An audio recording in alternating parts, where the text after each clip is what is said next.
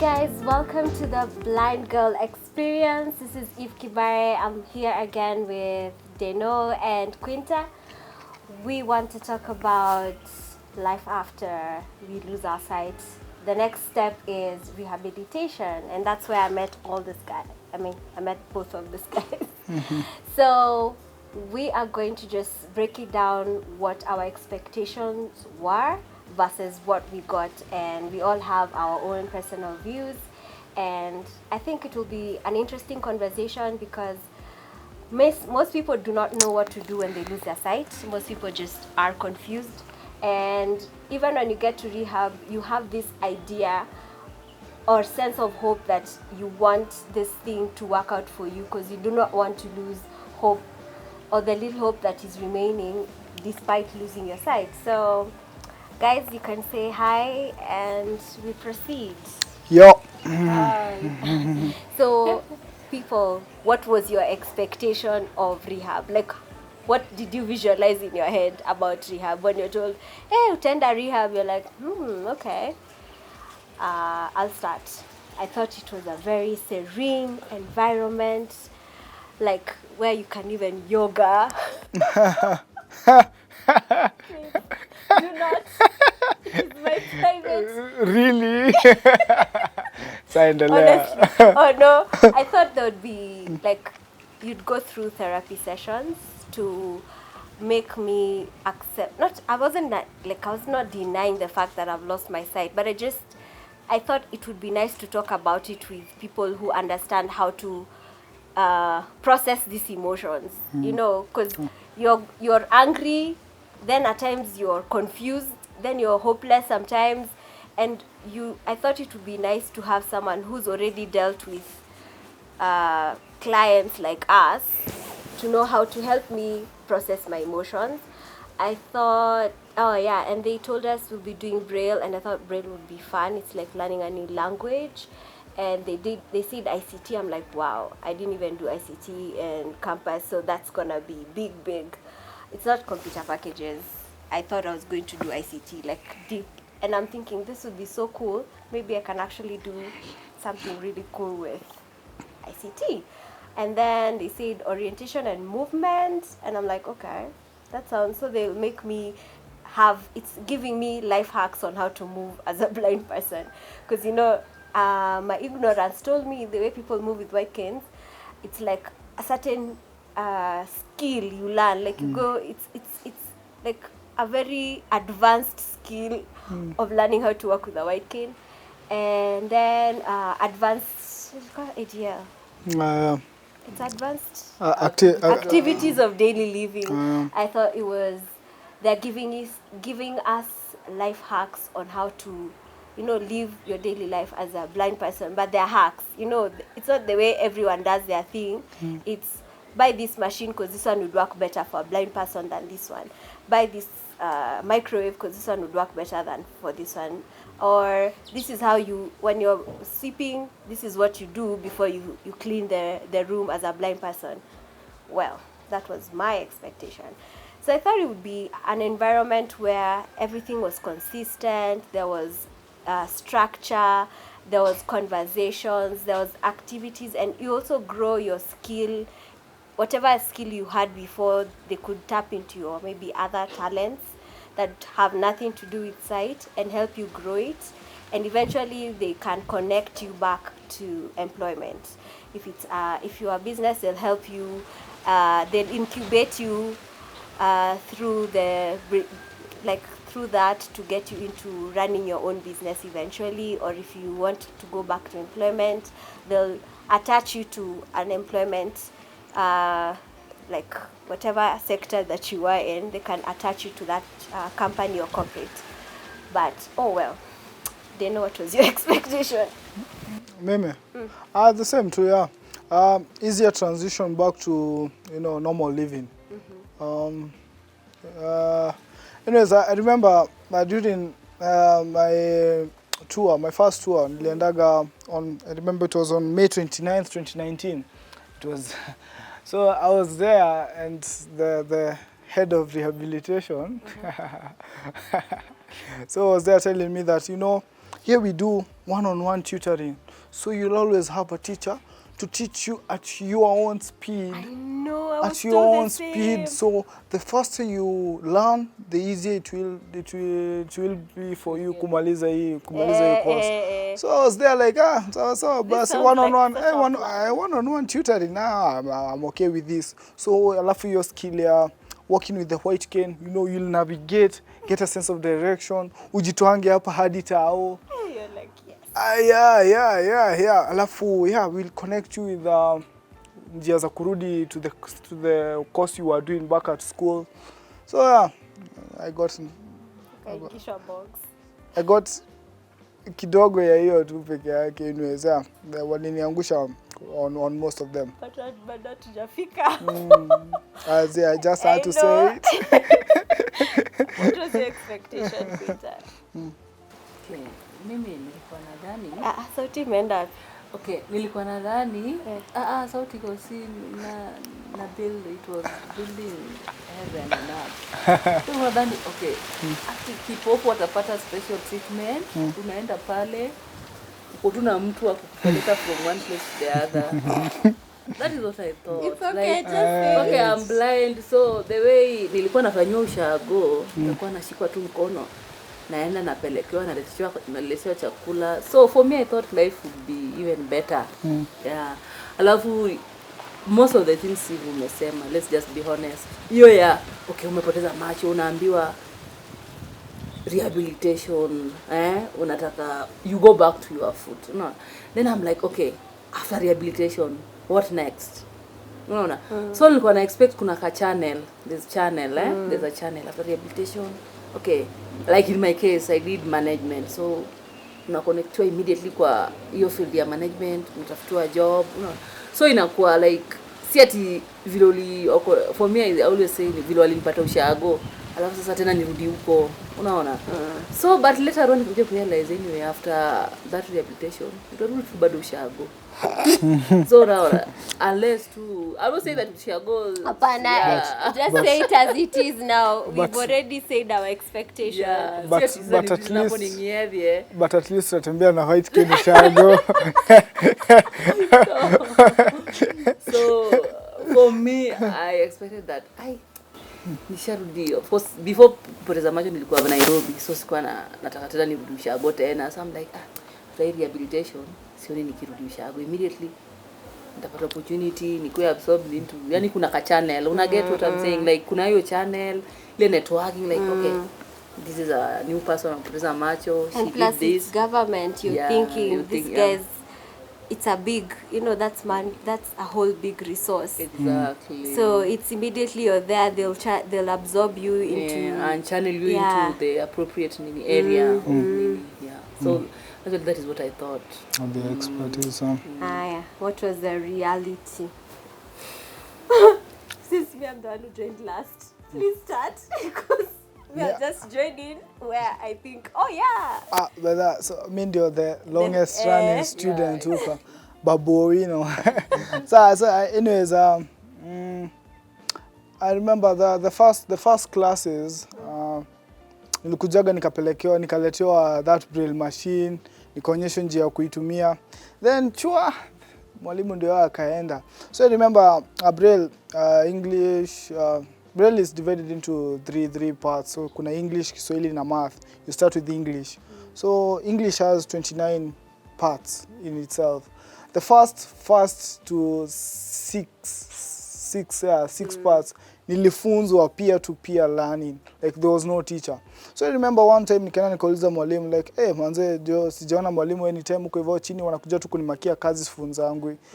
Dennis, this is why we brought you to the adult class because nikujitegemea, like anakuambia to the like outrightly. Orientation unafunzwa na, anyways, no offense, but mtu mwenye anaona ya afai kufunza orientation and mobility. Goja si akina matu anaweza kunavigate. Si atufunze skills zake za kunavigate. But ndio nakupatia life hacks. Exactly. But huyo mwingine ukumbuki nikimea kila joke ya Dennis, where is the sun at right now? Mwalimu is in the west. So where is north? It's in front of me, mwalimu. So where is the gate? North, northwest. So, like, I mean, I had this feeling ya kuambia mwalimu like I have a blindfold. Jipeleke kwa gate, jipeleke kwa gate. Yeah, and they Epika. always do it like it's so obvious. Yeah. Mbona ati Mbona no, mbona ushiki? Mbona ushiki? Kwanza mwingine aliniambia Eve, fuata hii njia. Exactly. Shika nini? Netongaje? Hii kitu mtu anagonga Shoreline. Shoreline. So we had this joke ati tulikuwa tunapenda kuchongwana kwa basi. Zoeni tu shoreline. Zoeni tu shoreline. Ushago hakuna shoreline. Tatao hapo nje ya gate. Hakuna shoreline. Ni mtaro. Mimi ndio the first day hivi shule. Nashuka. Sijaisikia the word shoreline. Nashindwa shoreline ni mtu. Sababu anasemaga shika shoreline. Shika shoreline sijitokeza. Sasa hizo already place watu tunachua na basi. Then I'm like Atatugate sisi wote. Kama tu watu wamepanga line. Ndio najua kuna hizo imagination. Who is this shoreline? Is it a name? Ndio sasa one of the rehabilitators hapo anakuja na kugongea hiyo white gate. Ndio shoreline. So I'm like, hey, by the way, so niko zile za kwa hivyo shoreline si mtu ama ni so unajua like hata ujui shoreline but in fact most of us go there, you don't even the terms used. In fact No you even don't know actually don't know, so ujui hata kama mtu anakutusi au Clue, landmark. There's a landmark there. Quinta. Exactly. Quinta. What is? Yeah. Na sasa hizo another thing with movement unapata ndio vile Deno amesema but it's true, and that's why vile unatuona hivi tunaelewana because we know actually what the other person is going through. It's even as an direct vizuri ama Deno but si mwenye anaona because unapata mtu anakuambia ati go west ama mtu anakuambia in fact mtu anakuambia ati kwani wewe unatembeanga aje, why can't you just walk straight? Unaona Unajua straight yako unaenda ukiluzi. Straight wewe unajua straight yako ni then you also have your fears pia, and then once you've lost your eyesight pia it affects stability. I mean stability. Yeah. So unapata huyu mtu anakuona ati I don't like the way you are walking. You are walking when you are bending. So then you're like mwalimu mimi najiona niko straight. So wewe sasa wewe unaniona aje? Yeah, exactly. So unapata those things and they really make you sometimes feel, and they make you feel bad. Sometimes pia in most cases for the VIs unapata their ears is affected by the ears. So unapata one person will tend to lean towards the direction where the sound is coming. So utapata ataegemea upande mmoja. Sasa wewe na inaitwa ignorance yako. Yeah. Quinta, I need your face straight. Actually it's demoralizing. Yeah, and it really feels bad. I'm like, oh God, why can't you just make a blind even for 2 minutes? Yeah, one vile una feel. Yeah, what you are going through. Mwalimu, I also want my face straight, but it is impossible. I think what for me what was the most heartbreaking was the way they do the interview and they show you like it's called what they show you around the school. They make you feel like they make you and your people feel like here you're sorted. Once they leave you here, you are going to be good. You ask about the hostels, they tell you we'll take care of that. We'll show you the hostels we normally work with, and you're going to be okay. Yeah. Then the first thing I did was go to the hostels. So I saw I'm touching this room. I'm like, okay, this is everything. Before I got now acclimatized with the room, I'm like, okay, so here we have 4 beds, but we are 2 people at the moment. So now Quinta happened to be my roommate. And when she comes, I'm like, okay, so we are 2 people. So we are waiting for 2 other people to come. And then I'm like, this room, I can't even, on my own, I'm finding like I'm cramped in. When Quinta comes in, I'm like, okay, she's just a bit, she's a bit smaller than I am. And, okay, hiyo nikasema, hii room ni ndogo, lakini nalipa pesa mingi. Food is bad. I'm like, hey, okay, what is this? Water in the first day in the morning was cold. I was like, I'm going back to high school. This is not what I wanted. So that first impression was, so why are they getting us to this?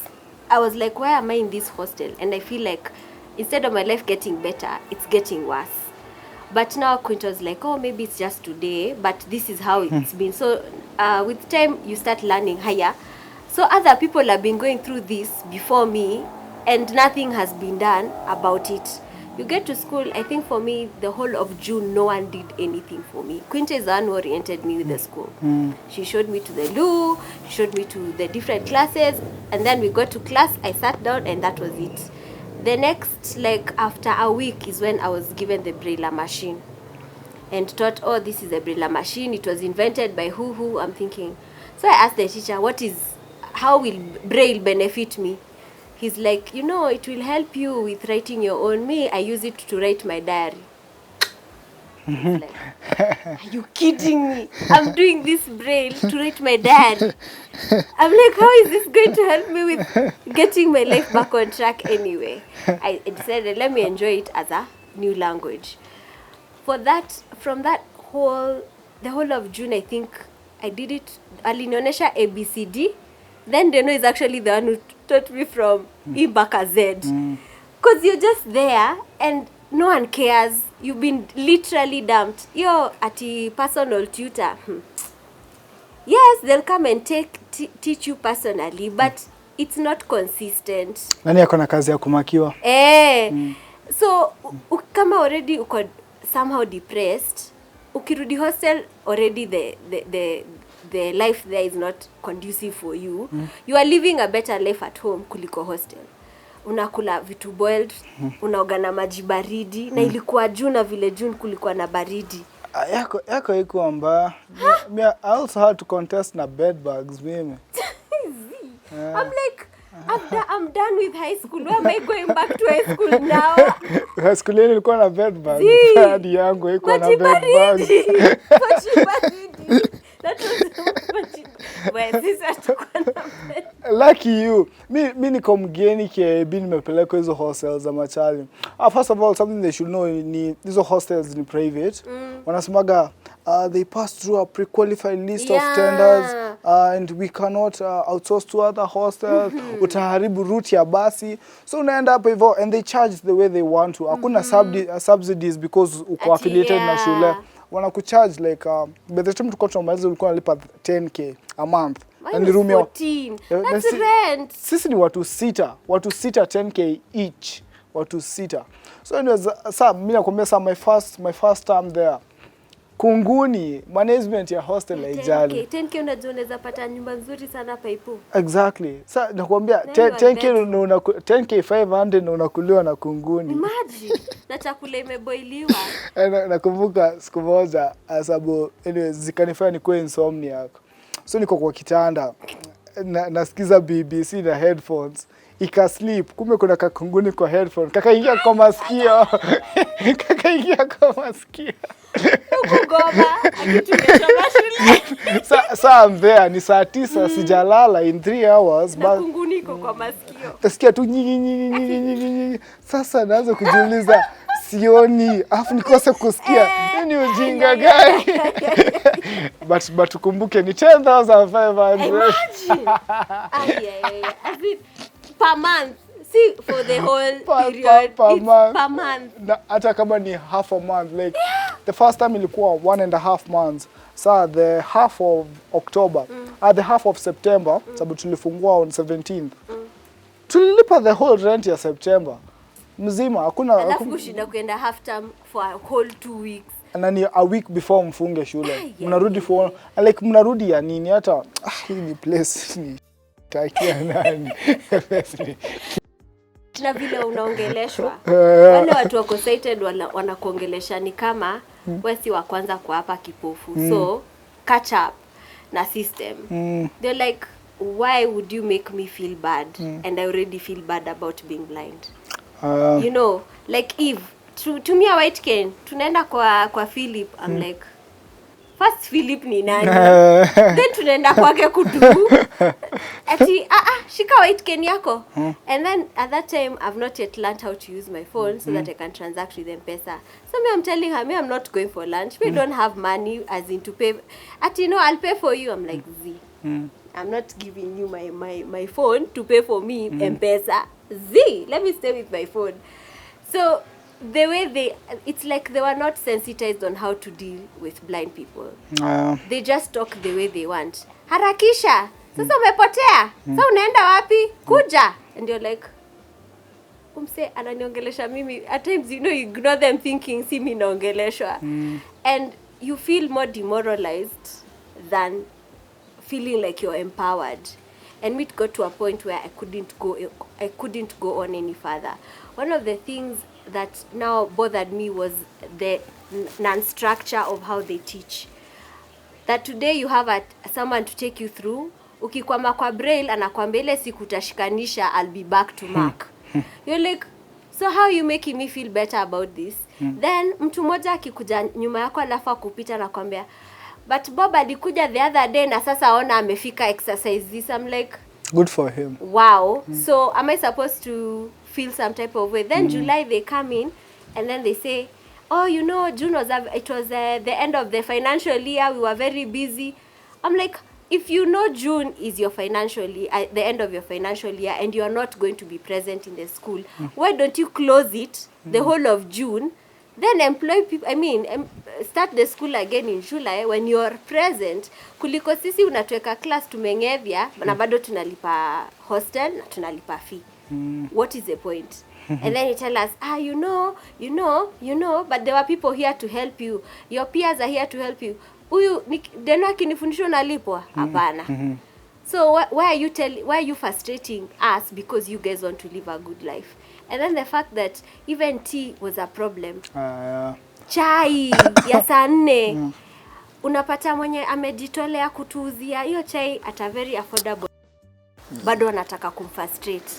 So when it's tea time at 10:30, they decide, no, we'll give this lady more work ndio asiweze kuwapatia watu chai. I'm like, really? It's 10 bob. Anakula 10 bob ya watu 10. How is that? Does it? I don't know. Anyway, our life is already hard. It's hard. So I think even for guidance and counseling, you said something, Quinta. They tell you it's guidance and counseling. I think we had even a sit down and we asked, are you guys really thinking of us as individuals, or you're thinking of us as a group of blind people? Because everyone has come to this level or this situation through different causes. Yours was meningitis, hers was an eye infection, mine was a blood clot. You can't treat us the same. Mine, it affected us all very differently. We were at different parts in our lives. I was running a business, I was building my career. You were trying to finish your degree. Winter was just beginning to start her career and she was just beginning to she was just into parenthood.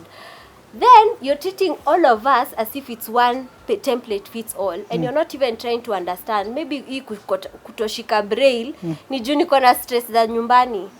No, it's if you've not done braille leo, we try again tomorrow. You don't see a teacher for a whole week, and maybe it's the reason why you're not doing it. Like for me, June and July was hard to even press the braille because mikono yangu ilikuwa inaganda. Wanakwambia nikaa we ngoja iganduke. As I'm in a meeting, I have something to do. I'm like, do you guys even consider taking us through therapy for us to even, absorb and know how to deal with the emotions?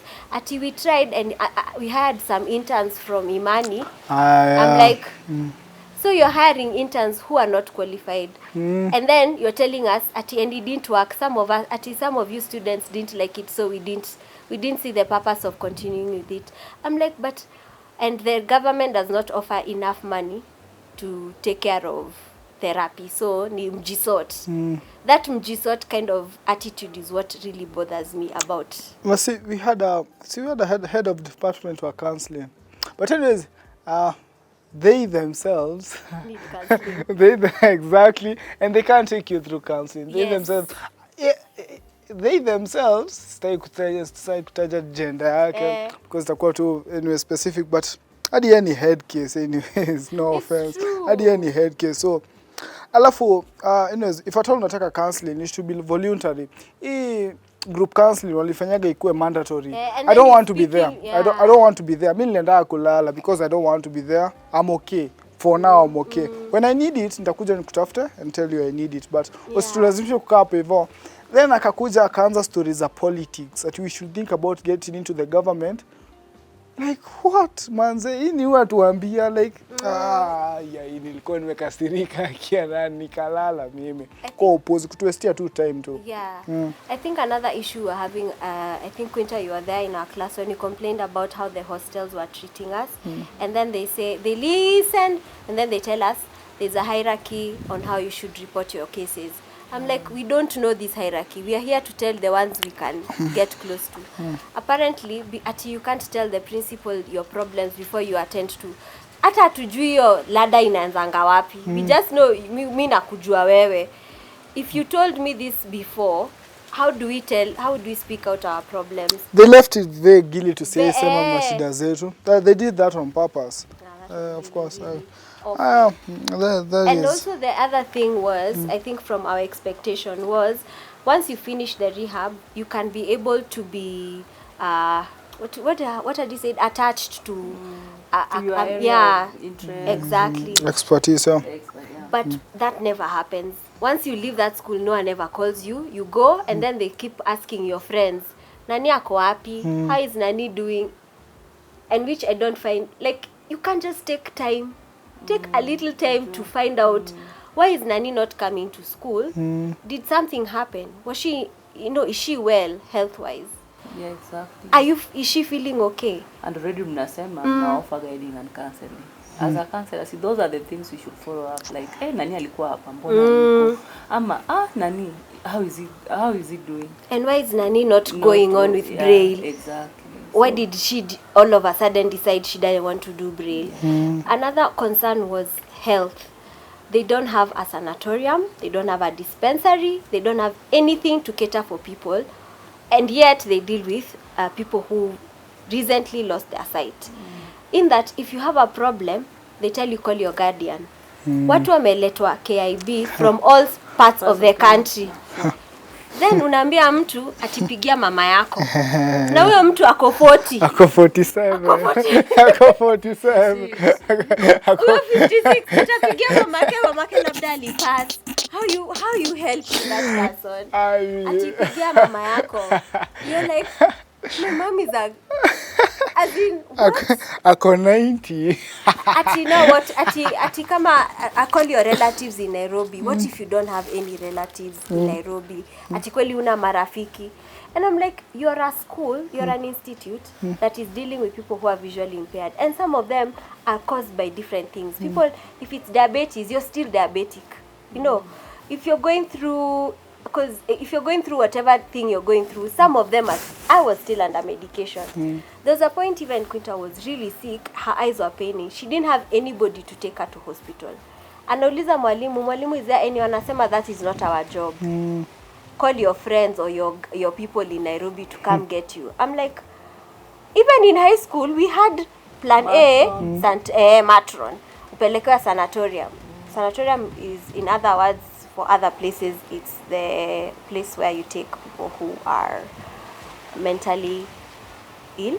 But for us in our school, it was like a dispensary. You are mentally ill. I think everybody is. But I later figured that out. But there's no dispensary. Like a first aid. There should be someone who can do first aid to you. You should have an at least ophthalmologist on call to deal with, because you're dealing with people who are blind or visual impairment. How do you not have an ophthalmologist who can deal with those situations before you go to like a big hospital? Mtu anateseka kwa macho alafu naambia kweli wewe uendanga hospitali gani? And you're like, how are you helping this person feel better? You're literally on your own and everybody minds their own business. You can even sleep hungry and they won't care. So long as wamepata mshahara yao at the end of the day, everybody goes home happy. You go home sad and depressed. Hiyo si kazi yao. Hiyo si kazi yao. Na ile tonga goal ball. That's the Goal ball, twende Egypt. Egypt na Ghana. no. I remember last year, before hizo tryouts za last year, like 3 weeks straight ilikuwa like 2 weeks straight hatukuwa tunasoma tu, ilikuwa goal ball. Remember tukiwa hostel tukarename KIB KGA, Kenya Goal Ball Academy. Kwanza kuna kusoma, mnaenda tu kucheza goal ball, uchafuliwe nguo, uumie kwanza magoti na elbows zake ya nani scars, na huku kwa whatever, kwa thighs, kwa hips. Alafu hadi hakuna allowance, hakuna kitu yoyote, alafu unashinda ukilazimishwa. It's not your choice kuwa hapo, unaambiwa Dennis ingia hapo, it's your turn. I don't want to be here bana. I don't want to do this. I think my main concern also is the way they teach us like children. Midterm ikikuja hawezi waambia in advance, wanaambia 3 days before midterm. Alafu mnapewa kitu imeprintiwa ijaandikwa hadi na braille yenye wanafunza. Imagine ati go tell your parents. Ati hiyo siku kwanza nikuja class. Kasema we are about to ati yeah, so guys on behalf of the principal there's a memo. There's a memo. So half term will be starting from next week Monday till Friday. Then I'm like, leo ni lini? Leo ni Thursday. Yani kusema kesho Friday as in Monday hii after hii weekend ati mbona mnatuambia sai? Alafu mtaenda midterm, mrudi shule 1 week mfunge shule. Alafu nikamuuliza mbona mnatupatia memo ya imetaipiwa ati it's for your guardians. Then nakumbuka Geoffrey akisema, "Surely. Mimi niko 50, niko in my 50s. How you telling me to go tell my guardian naenda half term? Leo half term ni nini?" Mama yangu ako 80 nimpelekee, ako Kitui nimpelekee. Mturi atadu. Alafu should we talk about corruption? Wase walituibia pesa. Honestly. Okay, how did it go? Like what was the flow? There's a grant the government to offering for rehabilitation. Kuna educational na kuna rehabilitation. So yetu ya KIB ni rehabilitation. So ili come 60,000. So anyways inafaa kulipa fees na yenye inabaki or either wakulipia hostel ama wakubaia na an assistive device.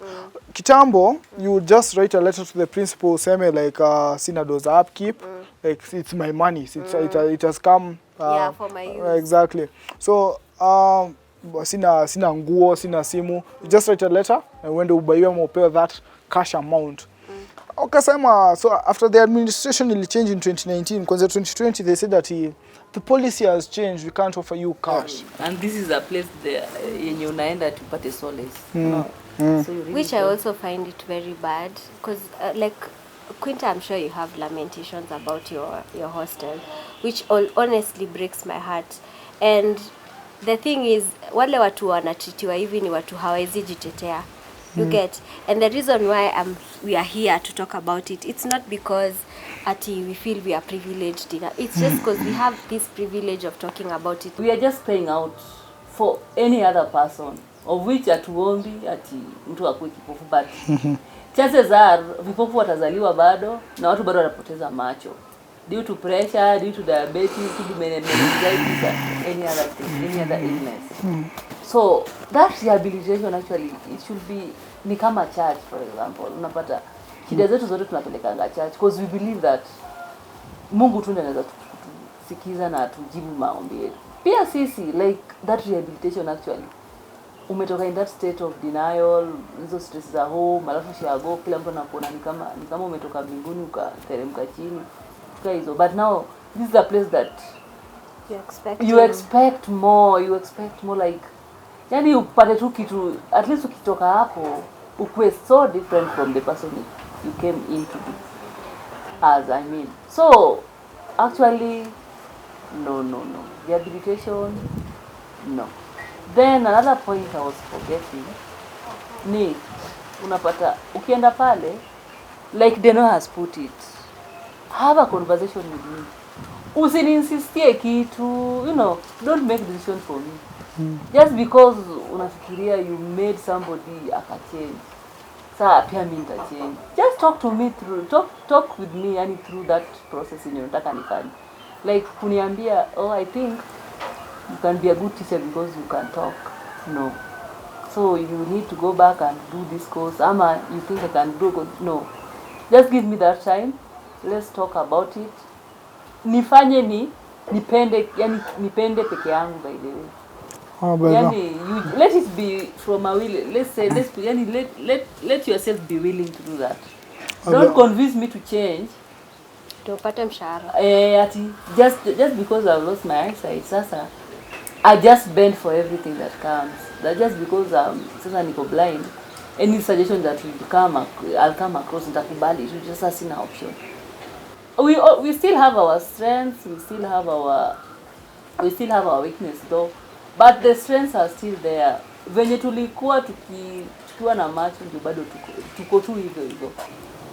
Rehabilitation should be made a better place for everyone, especially for the people living with disability.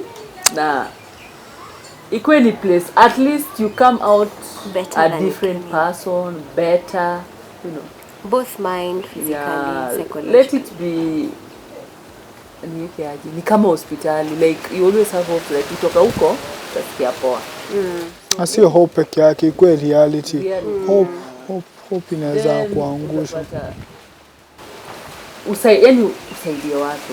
Because whatever we went through, hatuwezi taka mwingine apitia. Na msema hivyo, hatuwezi taka mkapitia. Because you're already frustrated in your state. Yeah.